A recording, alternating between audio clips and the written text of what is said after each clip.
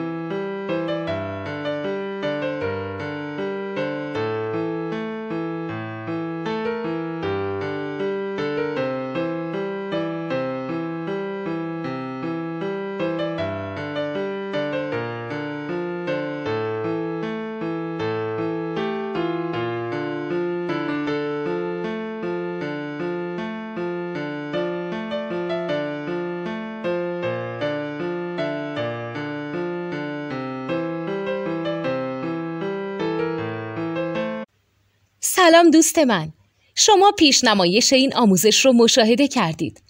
برای دیدن آموزش به صورت کامل میتونید به وبسایت نوت 2 که مرجع آموزش موسیقی هست مراجعه کنید.